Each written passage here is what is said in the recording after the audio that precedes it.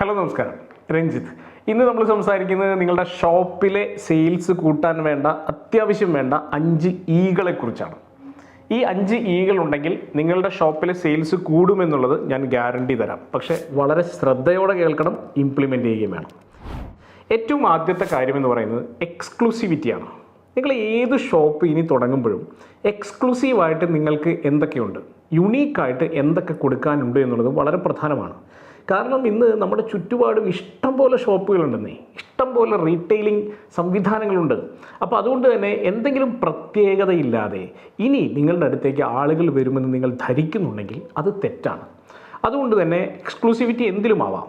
നിങ്ങളുടെ ഷോപ്പിൻ്റെ ലുക്കിലാവാം, ഫീലിലാവാം, നിങ്ങൾ വെച്ചിരിക്കുന്ന പ്രൊഡക്റ്റ് ലൈൻസിലാവാം, നിങ്ങളുടെ അവിടെ നിൽക്കുന്ന സെയിൽസ് പേഴ്സണിലാവാം. പക്ഷേ ഇത് എന്തെങ്കിലും തരത്തിലുള്ളൊരു എക്സ്ക്ലൂസിവിറ്റി നിങ്ങൾ അറേഞ്ച് ചെയ്തേ പറ്റൂ. എന്താണ് നിങ്ങളുടെ ഷോപ്പും മറ്റൊരു ഷോപ്പും തമ്മിലുള്ള വ്യത്യാസം? ഇത് നിങ്ങൾക്ക് നല്ല ധാരണ ഉണ്ടാവണം. ഈ ധാരണ കസ്റ്റമേഴ്സിനും ഉണ്ടാകണം. ഉറപ്പായും എക്സ്ക്ലൂസിവിറ്റി ഉണ്ടെങ്കിൽ ആളുകൾ ആകർഷിക്കപ്പെടും. രണ്ടാമത്തെ എഡ്യൂക്കേഷനാണ്.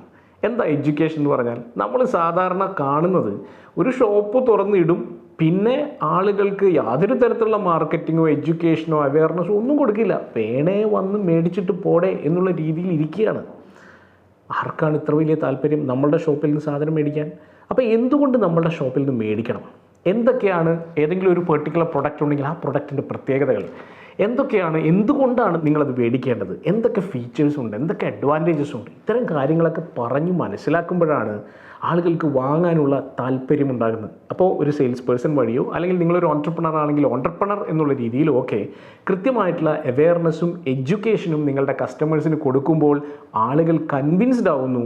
എക്സ്ക്ലൂസിവിറ്റി ഉണ്ടെങ്കിൽ പോലും എഡ്യൂക്കേഷൻ ഇല്ലെങ്കിൽ ചിലപ്പോൾ ആളുകൾ വന്ന് മേടിച്ചെന്ന് വരില്ല. അപ്പോൾ ആളുകളെ മേടിക്കാൻ എഡ്യൂക്കേഷൻ കൊടുത്തേ പറ്റൂ. മൂന്നാമത്തെ എന്ന് പറയുന്നത് എൻഗേജ്മെൻ്റ് ആണ്. ആളുകളെ എൻഗേജ് ചെയ്യണം. അപ്പോൾ എഡ്യൂക്കേഷൻ കൊടുത്താൽ മാത്രം എൻഗേജ്ഡ് ആവില്ല. ചിലപ്പോൾ അവിടെ വന്ന് നിൽക്കണം. ഇപ്പോൾ എന്തെങ്കിലും ഒരു സാധനം മേടിക്കാൻ വന്നിട്ടുള്ള ഒരാളാണെങ്കിൽ, ഒരു കോസ്മെറ്റിക് ലോഷൻ മേടിക്കാൻ വന്നിട്ടുള്ള ഒരാളാണെങ്കിൽ അവരോട് ചോദിക്കാം എന്തിനു വേണ്ടിയാണ്, എന്ത് പെർട്ടിക്കുലർ പേർപ്പസിന് വേണ്ടിയാണ്. അവർക്ക് ചിലപ്പോൾ കുറച്ചുകൂടി ബെറ്റർ ആയിട്ടുള്ളൊരു സാധനം നമുക്ക് അപ്സെല് ചെയ്യാനോ ക്രോസ് സെല് ചെയ്യാനോ സാധിക്കും. അല്ലെങ്കിൽ എൻഗേജ്മെൻറ്റ് എന്ന് പറയുമ്പോൾ സെയിൽസിൽ മാത്രം തന്നെ വേണമെന്നില്ല. ചിലപ്പം കുട്ടികളുമായിട്ട് വരികയാണെങ്കിൽ കുട്ടികൾക്ക് വേണമെങ്കിൽ ഒരു ബലൂൺ കളിക്കാൻ കൊടുക്കുന്ന എൻഗേജ്മെൻറ്റ് ഭാഗമാണ്. അവർക്കൊരു ജ്യൂസ് കൊടുക്കുന്നത് എൻഗേജ്മെൻറ്റിൻ്റെ ഭാഗമാണ്. അല്ലെങ്കിൽ കുട്ടികൾക്ക് കുറച്ചുകൂടി വലിയ, ഇപ്പോൾ സൂപ്പർ മാർക്കറ്റിലും ഹൈപ്പർ മാർക്കറ്റിലും ഒക്കെ ഈ കുട്ടികൾക്ക് കളിക്കാനുള്ള പ്ലേ ഏരിയകളൊക്കെ സെറ്റ് ചെയ്തിരിക്കുന്നതാണ്, എൻഗേജ്മെൻറ്റിൻ്റെ ഭാഗമാണ്. അപ്പോൾ ഇത്തരത്തിൽ ആളുകളെ എൻഗേജ് ചെയ്യുക. ചിലപ്പോൾ കോൺടെസ്റ്റുകൾ നടത്തുക, മത്സരങ്ങൾ നടത്തുക, അല്ലെങ്കിൽ ഒരു ഫോട്ടോ സെൽഫി എടുക്കാനുള്ള ഒരു ഭാഗം ഉണ്ടാക്കിയെടുക്കുക. ഇതൊക്കെ എൻഗേജ്മെൻറ്റാണ്. ഇത്തരം എൻഗേജ്മെൻറ്റുകൾ സോഷ്യൽ മീഡിയയിലേക്ക് കൂടി കണക്ട് ചെയ്യാൻ സാധിക്കുകയാണെങ്കിൽ വണ്ടർഫുൾ. അപ്പോൾ ചുരുക്കി പറഞ്ഞാൽ എൻഗേജ്മെൻറ്റ് ആൾക്കാരുടെ എക്സൈറ്റ്മെൻറ്റ് കൂട്ടുന്നുണ്ട്. അടുത്തത് എക്സ്പീരിയൻസ് ആണ്. ഒരു ഷോപ്പിലേക്ക് കയറി ചെല്ലുമ്പോൾ ഒരു കാര്യം ഉറപ്പാണ്, പിന്നീട് നമ്മൾ ഒന്നുകൂടി ആ ഷോപ്പിലേക്ക് പോകണമെങ്കിൽ നമ്മൾ ഏറ്റവും അധികം സ്വാധീനിക്കുന്നത് നമ്മൾ ആ ഷോപ്പിൽ കയറി ഇറങ്ങിയപ്പോൾ നമുക്കുണ്ടായിട്ടുള്ള ഫീലായിരിക്കും. ചിലപ്പോൾ നമുക്കൊരു പ്ലസൻറ്റ് ഫീലായിരിക്കും, ഒരു ഹാപ്പി ഫീലായിരിക്കും, നല്ലൊരു മൂഡായിരിക്കും. അങ്ങനെയാണെങ്കിൽ വീണ്ടും നമുക്ക് അങ്ങോട്ട് പോകാൻ തോന്നും. എപ്പോഴാണോ നമുക്ക് നല്ല ബ്യൂട്ടിഫുൾ ആയിട്ടുള്ള ഫീലിങ്ങുകൾ ആളുകളോ സ്ഥലങ്ങളോ ഉണ്ടാക്കുന്നത്, അപ്പോഴാണ് ആക്ച്വലി നമുക്ക് വലിയ ഒരു ആശ്വാസം ഉണ്ടാകുന്നത്. വീണ്ടും അവിടേക്ക് പോകണം, വീണ്ടും അവിടെ ഇൻട്രാക്ട് ചെയ്യണം എന്നുള്ള ഫീലൊക്കെ ഉണ്ടാകുന്നത്. അപ്പോൾ അതുകൊണ്ട് അത്തരത്തിലുള്ള കസ്റ്റമർ സർവീസ് സംവിധാനങ്ങൾ ചെയ്യുക, നമ്മുടെ ഇൻറ്റീരിയർ അതിനനുസരിച്ച് ഡിസൈൻ ചെയ്യുക, നല്ല രീതിയിലുള്ള എക്സ്പീരിയൻസ് കൊടുക്കാനുള്ള സംവിധാനങ്ങൾ ഉണ്ടാക്കുക. ഇതൊക്കെ വളരെ പ്രധാനമാണ്. അപ്പോൾ അതുകൊണ്ട് തന്നെ ഈ എക്സ്പീരിയൻസ് എന്ന് പറയുന്ന ഒരു കാരണവശാലും കോംപ്രമൈസ് ചെയ്യരുത്. ആളുകൾ ഇന്ന് കാലത്ത് ഷോപ്പിങ്ങിന് ഫിസിക്കലി വരുന്നത് ഈ എക്സ്പീരിയൻസ് എൻജോയ് ചെയ്യാൻ വേണ്ടിയിട്ടാണ്. അല്ലെങ്കിൽ ചുമ്മാ ആമസോണിൽ നിന്നോ ഫ്ലിപ്കാർട്ടിൽ നിന്നോ ഒക്കെ മേടിച്ചാൽ പോരെ.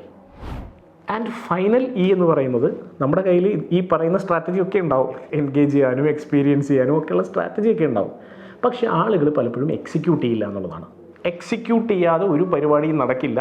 കൃത്യമായി ഒരു പ്ലാൻ ഉണ്ടാക്കി ഈ പറയുന്ന എൻഗേജ്മെൻറ്റ് പരിപാടികളും എക്സ്പീരിയൻസ് കൊടുക്കാനുള്ള സംവിധാനങ്ങളും എല്ലാം കൃത്യമായി ഒരു പ്ലാൻ വെച്ച് ഡേ വൈസായി എക്സിക്യൂട്ട് ചെയ്യുമ്പോഴാണ് എന്ത് സംഭവിക്കുന്നത്, കസ്റ്റമർ ഫ്ലോ ഉണ്ടാവുന്നത്, സസ്റ്റെയിൻ ചെയ്യാൻ സാധിക്കുന്നത്.